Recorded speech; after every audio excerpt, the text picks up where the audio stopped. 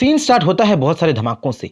धमाका जो Tomahawk snake और गुस्से से भरे मॉन्स्टरस बीस्ट के लड़ने से हो रहा था। लड़ाई जिसमें जीव के सारे बीस्ट अपनी जिंदगी को दांव पे लगा दिए थे और चारों तरफ से टोमाहॉक स्नेक को अटैक पे अटैक किए जा रहे थे। लड़ाई में साइज मैटर करता था, जितना बड़ा साइज उतना ज्यादा उसका स्ट्रेंथ था। और टोमाहॉक स्नेक तो जायंटिक था। अपनी बेशुमार ताकत से टोमाहॉक स्नेक लड़ाई में अपर हैंड पा रहा था। जहां व्हाइट स्नेक जो लेवल 3 में था और टोमाहॉक स्नेक को हवाई हमले करने वाला था, उसे स्नेक आसानी से अपने दांतों से पकड़ लेता है और जमीन में पटक देता है। वहीं लेवल 2 का ब्लैक काओ भी पीछे नहीं रहता। हाई स्पीड से ब्लैक काओ टोमाहॉक स्नेक को टक्कर मारता है, पर टोमाहॉक स्नेक के जायंटिक बॉडी पे काओ के अटैक का कोई असर नहीं होता। उल्टा ब्लैक काओ का ही सिंग टूट जाता है। शाओलिंग को याद करते हुए, उसके साथ बिताए पल को याद करते हुए, रोते हुए लेवल 3 का हनीपॉट बैजर टोमाहॉक स्नेक के ऊपर चढ़ चुका था। अपने तेजदार लोहे जैसे क्लॉज से टोमाहॉक स्नेक पे अटैक करने लगा था। उसको अपनी पैने दांतों से चबाने लगा था, पर इतने अटैक से भी हनीपॉट बैजर बस उसका एक स्केल को ही उखाड़ पाया था और टोमाहॉक स्नेक के टेल के जोरदार अटैक से वो नीचे गिर गया था। ये सब देख वुल्फ्स कैसे पीछे रहते। जिन वुल्फ्स को शाओलिंग प्यार से खिलाती पिलाती थी, जिनको मलहम पट्टी करती थी,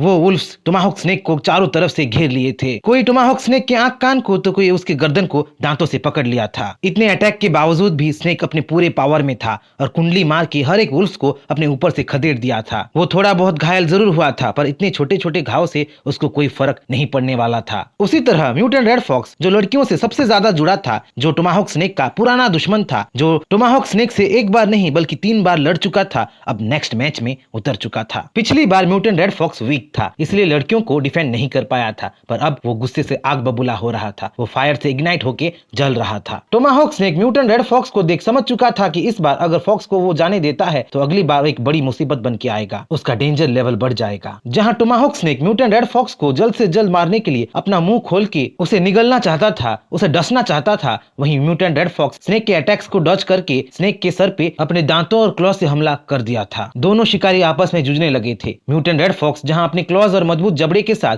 शिकार करने के लिए बना था, वहीं टोमाहॉक स्नेक अपने डायमंड लेदर स्केल के साथ, अपने पॉइजनस फैंग के साथ और अपने एक्स जैसे टेल और सर के साथ शिकार को 2 पलों में मार सकता था। टोमाहॉक स्नेक कैनियन की फूड चेन में सबसे ऊपर था। जहां tomahawk snake mutant red fox पे भारी पड़ रहा था, वहीं पेरिग्रिन फॉल्कन्स लड़ाई के मैदान में आ चुके थे। पेरिग्रिन फॉल्कन्स जो बचपन से जीयू को अपने फादर के रूप में देखे थे, जीयू जो फॉल्कन्स को छोटे चूजों से चिड़ियों में तब्दील किया था, जीयू जो दुख सुख में फॉल्कन्स का हिस्सा था, उसी जीयू को टोमाहॉक स्नेक ने चोट पहुंचाया था, उसे दुख पहुंचाया था और ये फॉल्कन्स बिल्कुल बर्दाश्त नहीं कर सकते थे। फुल स्पीड से फॉल्कन्स टोमाहॉक स्नेक पे टूट पड़ते हैं। स्पीड उतना कि आसपास के इलाके में तूफान आ गया। स्पीड इतना कि पास खड़ा म्यूटेंट रेड फॉक्स दूर जा उड़ा। स्नेक के डायमंड लेदर स्केल को तोड़ते हुए, टोमाहॉक स्नेक को हवा में उड़ाते हुए फॉल्कन्स स्नेक को कई जगह से घायल कर दिए और उसको पछाड़ दिए, पर उसका प्राइस बहुत ज्यादा था। इतने स्पीड में उड़ने की वजह से, फ्रिक्शन की वजह से फॉल्कन्स अधमरी हालत में आ गए और वो नीचे बेजान होकर गिर गए। माहौल थोड़ा शांत हो गया था। जोरदार हवाई हमलों की वजह से टोमाहॉक स्नेक बेहोश हो गिरा था, पर ज्यादा देर शांति नहीं रही। जहां दूसरे बीस्ट बेहोश हो गिरे थे, वहीं टोमाहॉक स्नेक उठ खड़ा हुआ और घायल म्यूटेंट रेड फॉक्स पे हमला करने ही वाला था कि उसके अटैक को कोई बीच में रोक लिया था। उसके एक्स जैसे टेल को कोई पकड़ लिया था, जिसे देख टोमाहॉक स्नेक का सिक्स सेंस उसे चिल्ला चिल्ला के वहां से भागने को बोल रहा था। जीयू बैटल जोन में पहुंच चुका था। अपने बीस्ट को, अपने फैमिली को इस हालत में देख जीयू गुस्से से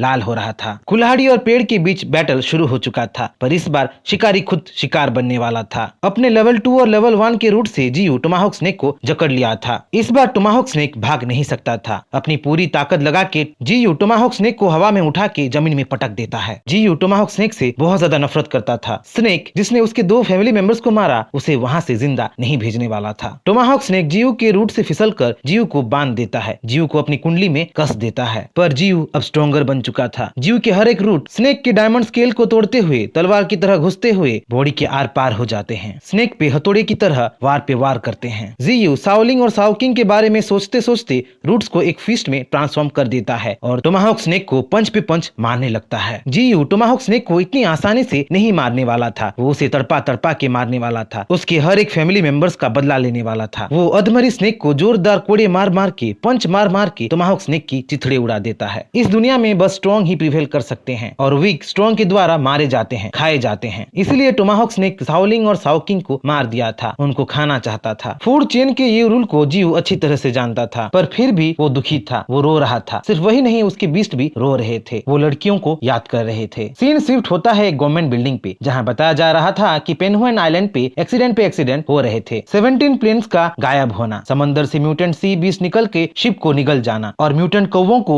आसमान पे हमेशा चक्कर लगाना, वही पेनहुएन आइलैंड के पास हो रहा था। उनके रिसर्चर्स के कैलकुलेशन से उनको पता चला था कि 5000 स्पिरिचुअल पावर वाले बीस्ट धीरे धीरे बढ़ रहे थे, फैल रहे थे। क्योंकि 1000 स्पिरिचुअल पावर वाले बीस्ट सोल्जर के लिए खतरा थे और 5000 स्पिरिचुअल पावर वाले बीस्ट पूरे बटालियन के लिए खतरे थे। इसीलिए रिसर्चर्स का इंचार्ज सबको म्यूटेटेड बीस्ट के बारे में पता करने को बोल ही रहा था कि सारे कंप्यूटर से वार्निंग मैसेज आने लगते हैं। वार्निंग, क्योंकि डीप फॉरेस्ट में 18000 स्पिरिचुअल पावर वाला बीस्ट डिटेक्ट हो गया था, एक ऐसा बीस्ट जो इंसानियत को खत्म कर सकता था।